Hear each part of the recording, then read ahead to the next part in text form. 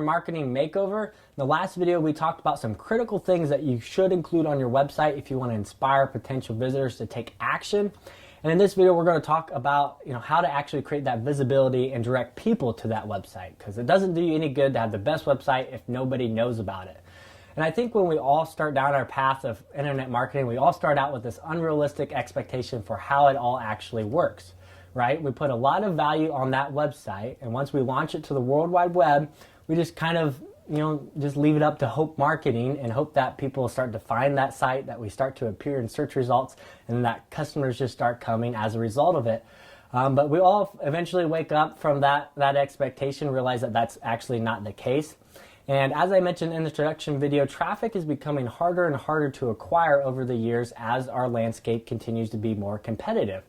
In fact, I think every minute, I just did this research before, every minute there's 380 websites that are launched on the World Wide Web. So when you launch your website, you start out in the middle of the desert along with those 380 other websites, okay? And I mean, you're at the heart of the desert.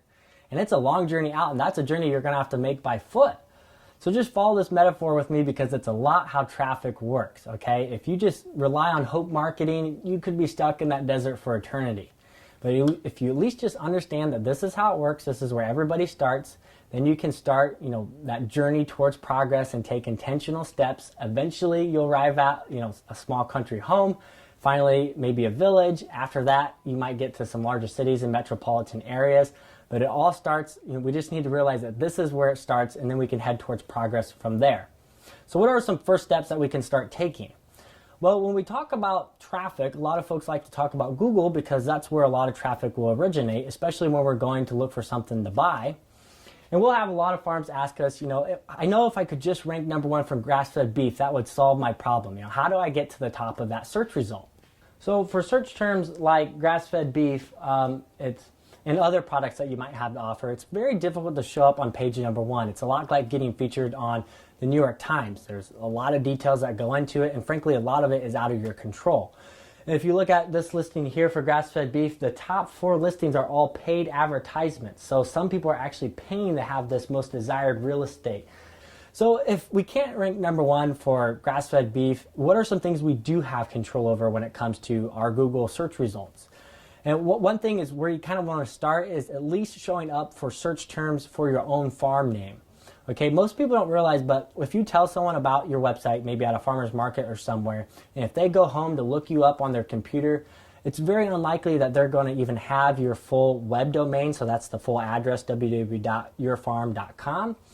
And they're just going to go to Google to just type in your farm name instead. It's a lot easier, and it's a lot more rare these days that we're actually typing in full domains anymore. People use Google out of convenience, which is why it's important to think about, if you haven't chose your farm name yet, to not choose something that's really common. So maybe like Smith Family Farm, there might be a lot of people that have that same farm name, or even something that's really similar to another company that's really popular and might have more credibility than you on Google and will show up and higher results. So something unique that is also easy to remember is the best thing to do. You also want to go ahead and register your Google business listing. So this determines the information that Google knows about your business. Go ahead and follow this link there. There's a lot of resources on the internet that can help you set this up. But most people don't know, just because you launch a website on the World Wide Web, Google might not even know for some time that that website even exists. It has to start getting some traffic, and Google has to start getting some evidence to know that this is a real website.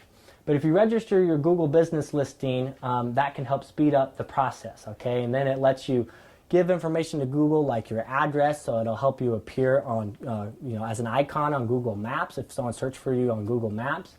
You can post your hours on there. And it's more likely this will kind of display as a profile on the side a lot of times when people search for your farm. And that's determined by your Google business listing there. People can leave reviews about your farm on your Google business listing, which can help build some more social proof for what you're doing. So you want to display as high as you can for search results for your own farm.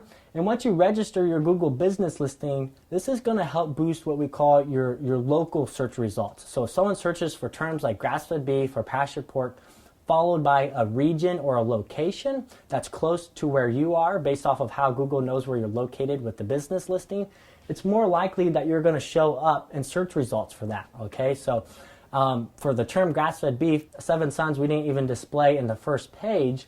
But if you search for grass-fed beef Fort Wayne, which is a neighboring city from us, you can see that we show up at the top of most of those search results. So the listing is the best way to start off in the right direction with Google. But again, there's really no silver bullet. It does take time to continue to improve your rankings and some of those search results. But this gets you started in the right track. It's kind of like building credit, okay? It gets better over time. The earlier you get started, the better. The next tactic I want to show you to try and gather or direct some traffic to your website is through what we call link building. So this is the process of getting a link on someone else's website pointing back to your website. So it could be as simple as getting featured on an online blog, or maybe creating a listing on an online directory somewhere like Local Harvest and eatwild.com. Those are food directories that consumers use to find farms in their area. And they've been around for a long time. And the fact of that, it's really great because, you know, having these links on other websites have been around for a long time can help boost your credibility with Google, because Google says, Eat Wild, this is a credible website. We know it provides value to its visitors. And if they're sending traffic to your website, then this must also be a credible website. So it kind of works as a peer-to-peer referral process. So link building can be big, and I would encourage you to do a lot of research, because there's a lot of online food directories out there, and the beauty of those is that not only are you getting traffic, but you're getting targeted traffic for people who are looking to buy products that you might have. In fact, my brother Blaine, he spent an entire year, and his goal was for every week of that year to get one link out on someone else's website. And that might sound like a lot of work, but after an entire year, that's 52 links that were pointing, some traffic back to our website. And some of those links are still out there today. So the nice thing is that it's an upfront investment, but the results can continue to pay off over time. So these are a couple examples of how to get that initial spark of traffic started. But what you put into it is usually what you get out of it. So don't feel like just because you created a listing on a couple online food directories that you're going to get overwhelmed with traffic. Traffic always starts out small, which is why it's important to try and leverage it as much as possible. And in the next video, I'm going to show you a strategy, one of our number one strategies that we use for trying to leverage, online visitors and traffic and continue to help build a relation with them to try and inspire that purchase.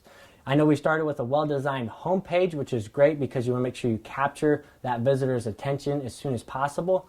But deciding the source for where you buy your food and where you spend your grocery dollar is usually a two-person decision. So a lot of times when people land on your website, even if they're your ideal customer and you communicate to them clearly, they're not going to make that buying decision right away. So you want to make sure that you have a way to follow up with them and not let that opportunity to go to waste. So more to come on that in the next video.